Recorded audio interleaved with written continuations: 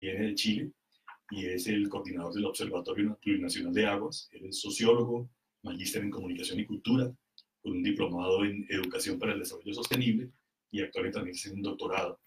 Andrés nos va a dar un panorama más o menos unos 45 minutos de este tema de comunicación y crisis socioambiental, y pues después de eso vamos a tener un tiempo, unos 10 minutos para hacer preguntas, y luego vamos con los trabajos de la parte periodística que les voy a ir presentando a medida que vamos avanzando en el evento.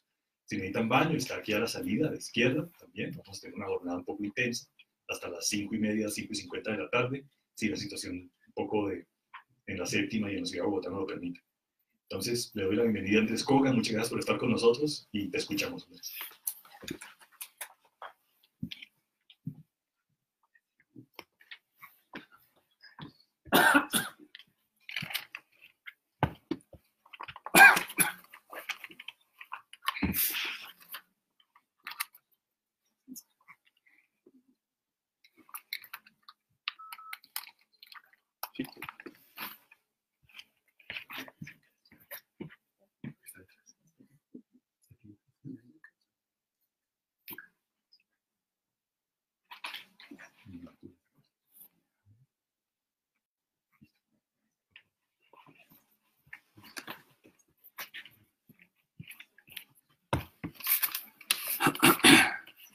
Bueno, buenas tardes. En primer lugar, muchas gracias por haberme invitado a este encuentro. Que por lo que veo hay personas de distintos países de América Latina, lo que me tiene bastante contento y tiene un encuentro de carácter plurinacional, lo que me llena como de satisfacción hacer esta presentación. Mi presentación se va a llamar Comunicación y Crisis Socioambiental, hacia un giro ecoterritorial. Y agradezco personalmente a Juan Carlos Valencia por haber hecho las gestiones, por haberme invitado a este encuentro. ¿Okay? Mi presentación la dividí en 3 partes. La primera parte va a ser un panorama global de la crisis civilizatoria actual. Voy a mostrar varios mapas y cuál es la situación actual a nivel global en cuanto a lo socioambiental. Mi segunda parte de esta presentación se centra en América Latina. Mi idea es justamente reflejar y reflexionar justamente a partir del caso de América Latina como un caso estratégico y emblemático en cuanto a conflictos socioambientales en el mundo. Y la tercera parte está más vinculada a la comunicación y cuál va a ser el rol de nosotros como comunicadores para el conflicto socioambiental en el mundo y en América Latina en particular. ¿Okay? Para partir la primera parte de mi presentación, voy a traer una cita de Edgardo Hernández, no sé si lo conocen, un sociólogo venezolano, que es de los referentes del llamado giro de colonial latinoamericano. Me gustaría leerla para que la reflexionemos. Este es su último libro, se llama Crisis Civilizatoria, lo acaba de publicar hace un par de meses atrás. Dice: confrontamos como humanidad una profunda crisis civilizatoria, la crisis terminal del patrón civilizatorio prometeico de la modernidad colonial.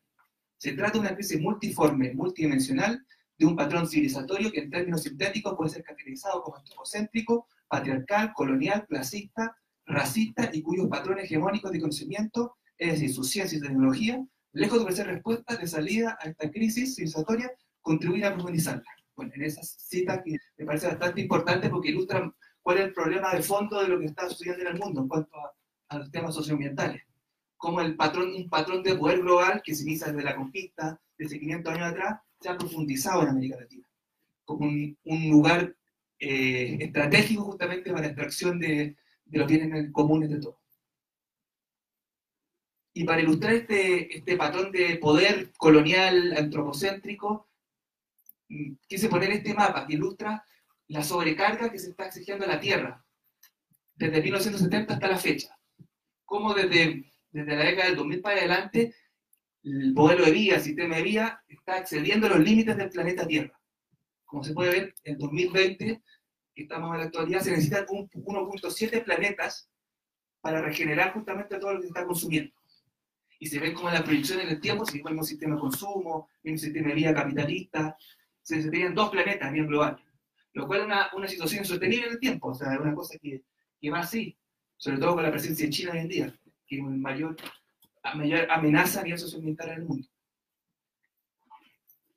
En esta lista de países se puede ver la misma situación, pero por país. O sea, qué países son más responsables y cuáles menos. Por ejemplo, Estados Unidos, que tiene un sistema de vida más capitalista, más consumista, necesitan 5 planetas. Si el mundo entero quisiera vivir como Estados Unidos. Australia, 4.1.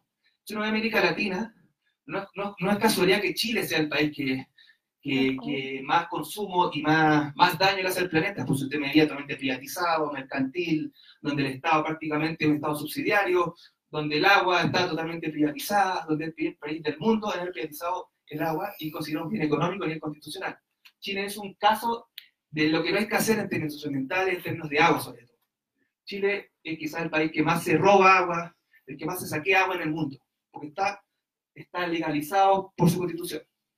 En Chile se compra y se vende agua de manera muy... Una persona puede comprar agua sin tener tierra. Lo que hace una situación bastante extraña en un marco hoy en día. Pero claro, esta es la situación en el mundo. Bueno, en el caso de China, 2.2, pero China va en ascenso cada vez más. Sobre todo con una población de 1.300 habitantes. 1.300 habitantes, lo que hace a futuro una cosa bastante insostenible. Y en el mundo hoy en día se necesitan 1.5, 1.7, como sale ahí. En cuanto a la deuda climática, se puede evidentemente que quiénes son los países que más generan el calentamiento global, como se dice. Evidentemente Estados Unidos es el país, nuevamente, que mayor impacto genera en el planeta y en el clima. Y a nivel histórico, Estados Unidos, Alemania y obviamente Inglaterra, porque son los países que impulsaron este modelo industrial, civilizatorio. Estos son los países que más daño han generado en términos históricos. Pero se puede ver China, por ejemplo, que China normalmente está creciendo, evidentemente. Pero claro, estos países del norte son los países que tienen más responsabilidad histórica, son duales, y por eso se habla de deuda climática, del norte global con el sur global, evidentemente. Seguimos con la... En cuanto a... puse la noción de antropoceno, que sintetiza bastante la época actual que vivimos hoy en día como planeta, evidentemente. Una noción de antropoceno que fue planteada por un químico llamado Paul Crutzen en la década de los 2000, que plantea que este cambio de calentamiento global, esta nueva era geológica que está viviendo la humanidad y el planeta, es responsabilidad de un modelo industrial, civilizatorio, económico, político. O sea, no es una respuesta, a diferencia de otros pedidos, que fue una respuesta más natural. Acá fue evidentemente un sistema económico y civilizatorio que se impuso en todo el mundo. Hay responsabilidad humana. Evidentemente se habla que la especie humana, no es la especie humana la responsable, es un modelo civilizatorio. Eso dejarlo bien claro, no es que todos seamos responsables. Acá hay países y sistemas de vida que obviamente afectan el clima y la ecología en términos generales. En cuanto a la migración socioclimática, este es un nuevo concepto que se está empezando hoy día a hablar, de cuán importantes son las catástrofes ambientales, socioambientales, naturales, que incluso están desplazando como causa a factores económicos, políticos, persecuciones. Esto es muy importante porque refleja cuál está siendo hoy en día el presente. Como se puede ver, por inundaciones, por tormentas, por distintas situaciones de orden socioambiental, está siendo un factor más importante de desplazamiento de los seres humanos, lo que es bastante inédito, históricamente. Como se ve en el mapa, 17.2 millones de 2018 han sido desplazados justamente por desastre natural, a diferencia de los 10 millones por conflictos políticos, persecuciones políticas, ideológicas. Ahora, en cuanto a América Latina, me gustaría partir con esta cita de Alberto Acosta, no sé si lo conocen, era un economista, fue presidente de la Asamblea Constituyente, que está hasta Ecuador, obviamente lo conocen, presidente de la Asamblea Constituyente, quizás la mirada más crítica que hay en América Latina sobre el extractivismo, y que más ha planteado justamente cuestionamiento a los mismos gobiernos de izquierda, progresistas. Es una mirada más lúcida que lo que existe en América Latina con respecto a una crítica al extractivismo. Él plantea en esta cita siguiente, dice: el extractivismo es una modalidad de acumulación que comenzó a frugarse masivamente hace 500 años, con la conquista y la colonización de América, África y Asia, y empezó a estructurarse la economía mundial, el sistema capitalista. Esta modalidad de acumulación extractivista estuvo determinada desde entonces por las demandas de los centros metropolitanos del capitalismo naciente. Unas regiones fueron especializadas en extracción y producción de materias primas, es decir, América Latina, África, es decir, de bienes primarios, mientras que otras asumieron el papel de productoras de manufactura, la economía obviamente del norte. Las primeras exportan naturaleza, América Latina hasta el día de hoy, y las segundas la importan. Puse esta imagen porque este sería como el inicio del extractivismo. Acá hay un sociólogo llamado Horacio Machado, no sé si lo conoce, argentino, justamente dedico un libro justamente al descubrimiento, entre comillas, del Cerro Rico de Potosí, en 1545, para la extracción de plata. Este sería como el puntapié inicial, el inicio de un modelo extractivista en la región. De ahí para adelante, evidentemente, el extractivismo se profundizó, tomó otras caras, extractivismo petrolero, forestal, distintos tipos de extractivismo, pero el Cerro Potosí que más que descubrimiento, un encubrimiento, como dice Enrique Dussel, y justamente es el inicio de un modelo que va a tener América Latina como evidentemente un lugar estratégico para los países del norte para crear recursos naturales y para evidentemente industrializar a los países del norte global. En cuanto a la profundización del extractivismo, este es un gráfico de los últimos 20 años. Y es bastante bueno, entonces lo saqué del libro de Carlos Lander, que lo puse en su último libro reciente. Y cómo plantea cómo independiente del gobierno, sea de izquierda, de derecha, la profundización del extractivismo y la dependencia de las exportaciones primarias ha aumentado considerablemente. Por ejemplo, Bolivia, Ecuador, que uno pensaría que son países con constituciones que tienen derechos de naturaleza, derechos a la madre tierra, son constituciones avanzadas, evidentemente más que cualquier parte del mundo. Son únicas en el mundo en cuanto a constituciones de derechos de la naturaleza, que es un cambio de civilizatorio a nivel constitucional, a nivel legal. El tema es que en la práctica, tanto Bolivia como Ecuador son países que han profundizado el extractivismo, ya sea minero, ya sea a través del gas, petrolero. Entonces no es muy distinto, por ejemplo, la situación de Bolivia, que sería ser un modelo, se podría decir, a Chile, por ejemplo, que Chile es como el país más neoliberal del mundo, país más privatizado, donde el Estado prácticamente ni siquiera genera impuestos con el extractivismo. Entonces, claro, se ve la tendencia que es bastante parecida. Venezuela, que también es un caso bastante importante en cuanto a gobierno progresista, de una asamblea constituyente, un proceso bastante democrático y popular, también ha aumentado su extractivismo, petrolero, evidentemente. Partió el 90% en 2000 y ahora está el 98%. No sale el último año, pero obviamente hay un aumento del extractivismo petrolero. Bueno, ahora Maduro hay un proyecto llamado Arco Minero del Orinoco, no sé si lo conocen, que está buscando extraer, pero a través del oro, recursos naturales minerales, que al final es cambiar un extractivismo por otro, ¿verdad? Está justamente hipotecando la vida de los pueblos indígenas en Venezuela y la comunidad en general, y el agua en general, justamente Maduro. Entonces, más allá de las retóricas de izquierda, progresista, en la práctica, esto es la práctica. No hay mucha diferencia entre gobiernos de izquierda y de derecha, el tema del extractivismo. Es prácticamente igual. Lo que pasa es que los gobiernos de izquierda cobran más impuestos, nacionalizan los recursos, pero la violencia, la militarización de los territorios es bastante parecida. Las muertes, como vamos a ver después, es bastante similar países de derecha o de izquierda. En cuanto a la distribución de fuentes de agua en el mundo, acá el mapa muestra evidentemente cómo está concentrado las fuentes de agua en el mundo en América Latina, lo que muestra que es una región estratégica justamente para el capitalismo hoy en día, estratégica para China, estratégica para Estados Unidos, por ende un campo de disputa fundamental para el mundo capitalista, lo que es bastante dramático, y obviamente los conflictos socioambientales están concentrados ahí mismo, por lo mismo, ahí está el agua, ahí está la Amazonía. Entonces claramente muestra el mapa lo importante que es la región para el mundo. En cuanto a conflictos socioambientales en el mundo, lo mismo, está concentrado en América Latina. Está desde Perú, Bolivia, Ecuador, no existe país en América Latina que no tenga conflictos socioambientales, no existe.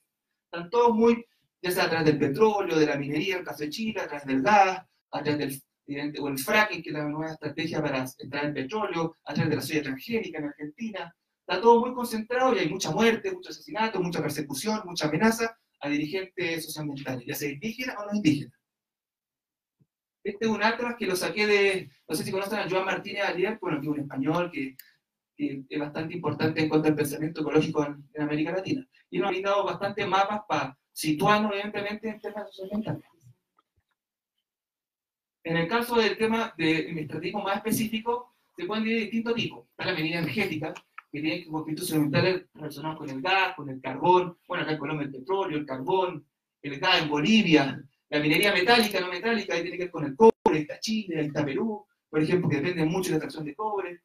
El agua, que tiene que ver con conflictos más bien energéticos, el tema de las represas, la hidroeléctrica. Todo eso está en expansión en América Latina. Esto ha aumentado considerablemente. No sé, ni se ha mantenido, se ha aumentado.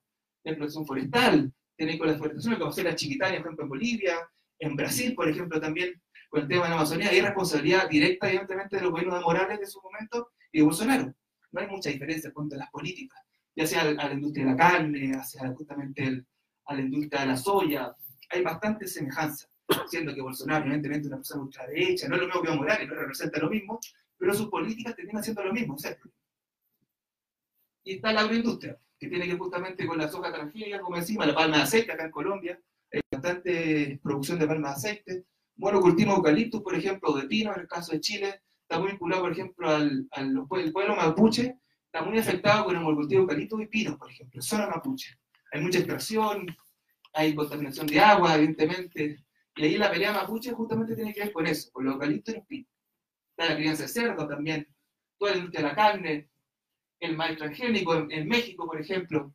Se puede ver, y también está el extractivismo, un extractivismo que no se menciona mucho, que se llama extractivismo urbano, que tiene que ver con el extractivismo de la inmobiliaria, con el tema de los malls, la construcción de cómo se apoderan del espacio urbano, que eso, ¿no? Estas son zonas más bien rurales, pero el extractivismo urbano es tan violento como este, porque evidentemente se apropia del espacio público, evidentemente, a través de Chile, por ejemplo, un caso también bastante emblemático, eso, como hay malls en todas partes en Chile. En Chile es el país con más malls de América Latina por lejos, con más metros cuadrados. Hay unos gigantes malls que se apropian del espacio, que no dejan transitar a las personas. Evidentemente es un tema muy importante. Hay un investigador argentino que se llama Enrique Viale, que justamente trabaja este día de extractivismo urbano y el tema de la inmobiliaria. En cuanto a asesinatos, delitos ambientales, bueno, es bastante dramático también cómo se concentran en América Latina. Y evidentemente Brasil es el país por lejos que tiene más, también por la cantidad de habitantes, por más asesinatos de indígenas y no indígenas. Proporcionalmente los indígenas son mucho más asesinados que los indígenas, proporcionalmente a los números que son. Está México, está Colombia. Este mapa es del 2015, hoy en día hay más asesinatos, no está Chile, por ejemplo. Chile ha asesinado bastante activistas socioambientales también. Bueno, está Colombia también. El país que tiene... Colombia es el segundo país con más conflictos socioambientales en el mundo. Eso hay que decirlo, el país con más conflictos socioambientales. Y obviamente tiene un número bastante importante de asesinados, indígenas e indígenas. Sigamos con esto. Esta es la tercera parte que me gustaría, que tiene más que ver con la comunicación, con el periodismo, cómo vincular lo que mostré antes con la comunicación. Bueno, yo traje una cita de un comunicólogo español, uno que es bastante conocido, se llama Alejandro Barranquero, que es de la, yo soy sociólogo, tengo magíster en comunicación, claro, mi formación es mucho más sociológica, pero buscando comunicólogo me parece que Barranquero es la persona que más hace el vínculo entre lo socioambiental y la comunicación. Uno que hace más esfuerzo por a vincular los procesos. Esta es una cita que traje del 2013 que plantea lo siguiente. La comunicación se encuentra hoy frente al más importante de sus desafíos, cimentar alternativas frente al desalentador pronóstico apuntado de forma precursora en el año 70 con el informe Los límites del crecimiento. Este trabajo y un buen número de estudios posteriores han venido advirtiendo de la situación de insostenibilidad y crisis ecosocial global a la que conduce la racionalidad moderna y capitalista, a partir de su diario de crecimiento ilimitado y detección incontrolada de materia, energía y consecuente generación de residuos, por encima de la capacidad de regeneración natural del planeta. Como se necesita Barranquero bastante similar a lo que hizo Alberto Costa, lo que hizo Carlos Lander, cómo esta civilización de la muerte, como le dicen los pueblos indígenas, está afectando a todos finalmente, y cómo la comunicación debiera tener un rol justamente a esta crisis. Por lo mismo yo soy sociólogo, mi tesis dice sobre una crítica a la comunicación para el desarrollo y al discurso del desarrollo a través de la idea de pobreza, el marco de cuándo nace la comunicación para el desarrollo, hay que tenerlo bien claro.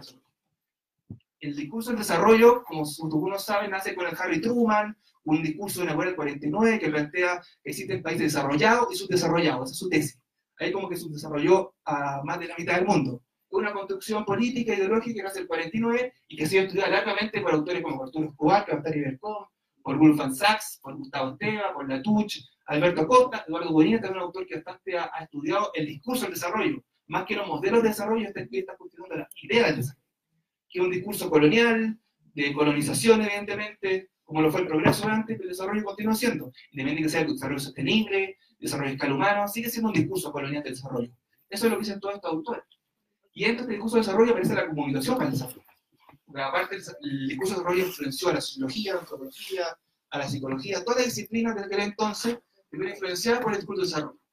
Y la comunicación no fue la excepción. Y bueno, el primer paradigma de la comunicación de desarrollo fue la comunicación de carácter difusionista, que es un enfoque evidentemente bastante lineal, colonial, que lo que buscaba evidentemente era cambiar la cultura de los pueblos, entre comillas, más atrasados, cambiar sus costumbres, todo un enfoque muy conductista, muy funcionalista, que era cambiar la cultura a los pueblos incivilizados, entre comillas, como plantearía el discurso colonial, y cambiarle sus prácticas, y modernizarlo.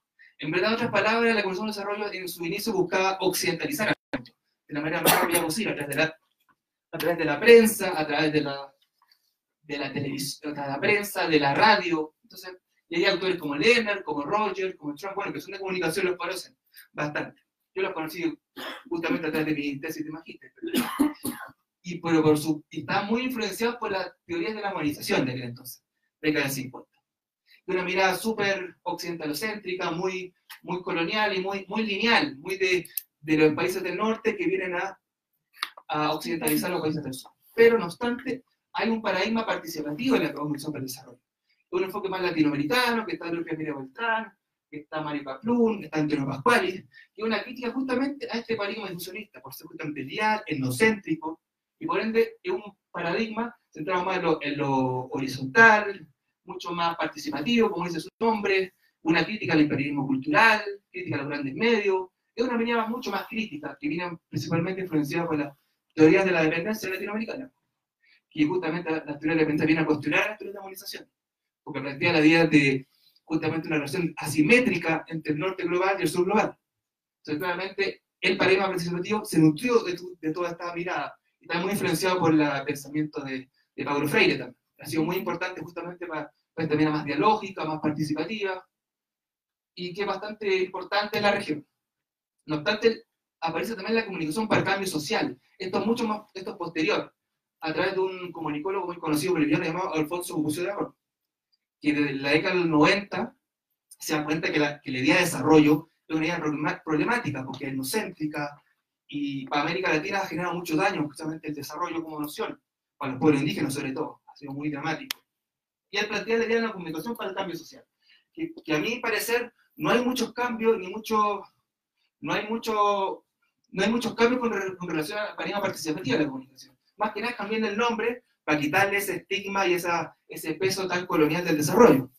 Y acá donde entra un autor llamado, que le da el comienzo, Alejandro Barranquero, que él cuestiona tanto de la comunicación para el desarrollo como del cambio social. Para él, ambos conceptos son coloniales, son conceptos antropocéntricos, son conceptos que no toman en consideración realmente los ecosistemas. Entonces hay un giro como ecoterritorial de Barranquero, se podría decir, un enfoque más ambiental, más socioambiental, y le cuestiona a Uso Dragón que el cambio social como noción no es muy distinta al desarrollo, porque el cambio social también es una noción funcionalista, viene de la década del 40. Él plantea que una noción que viene de Merton, viene de Lasserfeld, viene de toda la sociología funcionalista, y por ende, y aparte, usa la idea de comunicación como un instrumento, como un medio, él plantea. Él plantea la crítica justamente que tanto la comunicación para el cambio social como el desarrollo usa la comunicación como un instrumento, es decir, como para algo, como si fuera algo para hacer algo, no una cosa en sí misma, no como un proceso más dialógico, más participativo que haga un encuentro. Y es la crítica bastante importante que ha hecho Barranquero en su último artículo. Y la idea, que la trato de plantear yo, una crítica a una comunicación que tanto la participativa como la difusionista son miradas, como dice Barranquero también, desterritorializadas, se podría decir. No están situadas en los territorios, evidentemente. Son antropocéntricas. El cambio social está pensado por fuera de los territorios, realmente no incorpora todos los elementos del pensamiento indígena de distintas partes de América Latina. Son miradas bastante antropocéntricas, a mi gusto, y Barranquero justamente dice lo mismo. Son miradas antropocéntricas, están en el ser humano, totalmente separada la idea de cultura con naturaleza. No hay un cuestionamiento realmente fuerte a esta idea de antropocéntrica. Por lo mismo yo planteo, o plantea mucha gente, no yo, mucha gente está planteando justamente la idea de un giro ecoterritorial de la comunicación. O sea, que la comunicación se piense ecoterritorialmente. Y esa idea ecoterritorial la saca una investigadora socióloga, argentina, llamada Maristela Pampa. No sé si la conocen, bastante conocida, publica mucho, es de las personas quizás más críticas de América Latina, que más conoce lo que pasa en Bolivia, lo que pasa en Ecuador, lo que pasa en Chile. Es de unas personas quizás que más reflexionan críticamente sobre el extractivismo en América Latina. Y la idea justamente es cuestionar esta dicotomía moderna, colonial de cultura y naturaleza, que eso no solamente ha sido criticado en América Latina, que en Europa también ha sido criticado, por la idea del giro ontológico, por ejemplo, que plantea autores como Bruno Latour, como Felipe Escolar, Donna Haraway, desde el ecofeminismo, plantea un giro ontológico, de no aceptar más esta idea de cultura y naturaleza, como si fueran muchas culturas por un lado y naturaleza por el otro. Esta separación, esta ontología binaria, como que realmente ha sido catastrófica. No solo en términos teóricos, en términos prácticos, porque al final el extractivismo es heredero de esta dicotomía de cultura y naturaleza. Es lo que la sostiene teóricamente, ontológicamente y filosóficamente. También hay mucho pensamiento latinoamericano vinculado al giro ontológico. Está Viveros de Castro, está Mario Blaser, un argentino que es bastante interesante, está una antropóloga peruana llamada Marisol de la Cadena, también hace un cuestionamiento a esta separación entre cultura y naturaleza. Por ende, el giro inquisitorial debiera tomar justamente esta crítica, esta dicotomía. También toma el giro inquisitorial las demandas del movimiento de justicia ambiental en el mundo. Y el cuestionamiento, y justamente la idea de justicia hídrica, por ejemplo, la idea de soberanía alimentaria, que plantea justamente el distinto movimiento, la ley ecológica, el cuestionamiento de defensa de bienes comunes, la ética del cuidado, son distintas narrativas que están cuestionando justamente un modelo civilizatorio más que un modelo económico, es una cosa mucho más amplia. Y por lo mismo hay perspectivas socioambientales existentes que están bastante fuertes en la región y en el mundo. Está el ecofeminismo, hay una autora llamada Yayo Herrero, que es bastante importante de Europa como ecofeminista, acá en América Latina, está la misma Marcela Pampa, Mardaza, existen muchas investigadoras ecofeministas, está Silvia Rivera Cusicán, que evidentemente que es una autora fundamental de una crítica al extractivismo colonial, está la mirada de crecimiento que viene más de Europa, ahí está evidentemente está Latouche, evidentemente está Ulrich Frank, por ejemplo, son autores muy importantes desde Europa que están aportando y buscando vincular ambos enfoques de América Latina y Europa. Entonces, Ulrich Frank sacó un libro con Alberto Costa, por ejemplo. Justamente hay un diálogo entre el crecimiento y mirada más de América Latina, más vinculada al mundo indígena. Está la agroecología, evidentemente, que una posición y una crítica a la mirada más del agrotóxico, de la agroindustria, una mirada sustentable respecto a la agricultura. Está la permacultura también, que es una cultura permanente, que todo lo integra, está la filosofía crítica, está el buen vivir, bueno, hay unos países como Bolivia, Ecuador, que su constitución plantea de buen vivir, de vivir bien, que son miradas como alternativas a la idea de desarrollo. Lo que pasa, claro, la práctica en concreto como que queda solamente en el papel, eso, porque en la práctica no hay políticas de buen vivir finalmente, son políticas desarrollistas que implementan los gobiernos de izquierda o progresistas. Economía ecológica, el mundo chique, es una noción de Silvia Rivera Cusicán que justamente que cuestiona esta idea de separación de cultura con naturaleza.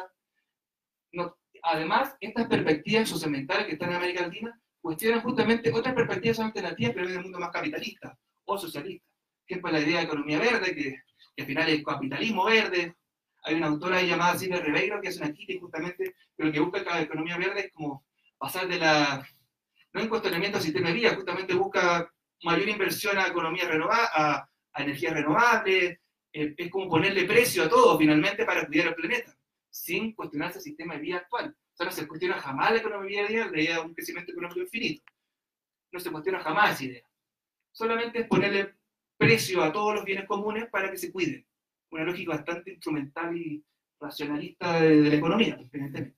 Y está el ecosocialismo desde los estados, que es una mirada que también es bastante problemática porque finalmente ha derivado en nacionalización de los recursos naturales, mayor impuestos, que es lo que ha hecho Venezuela, por ejemplo, pero el extractivismo ha aumentado con el ecosocialismo desde los estados.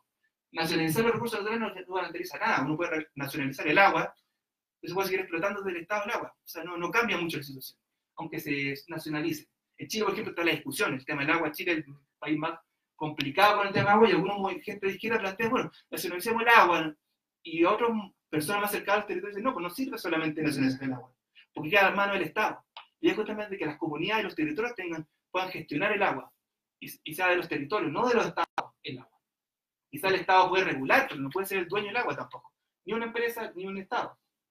Y por ende planteo la idea de comunicación desde el territorio, más que para los territorios, desde el territorio, lo que busca justamente articular lucha, articular miradas, justamente lo que trato de hacer acá, buscar miradas latinoamericanas, y que tomen todas estas perspectivas y muchas otras que existen, y que uno, justamente una búsqueda incesante de mayores miradas críticas con respecto a lo socioambiental. Y el caso de los tesoros provinciales de agua, esto es una iniciativa que, bueno, que yo le impulsé con otras personas del 2013, que nace en el marco de la primera marcha por la recuperación del agua en Chile.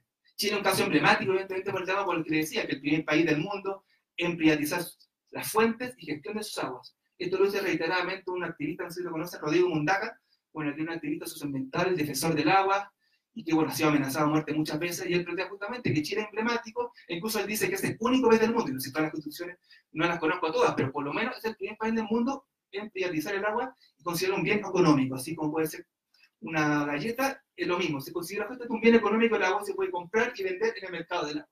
Entonces, claro, esta marcha nació en ese marco de privatización extrema, y cómo los gobiernos de centro-izquierda han mantenido y profundizado justamente la llamada concertación, profundizó justamente esta mercantilización del agua. De hecho, los gobiernos de la concertación fueron los que privatizaron la sanitaria.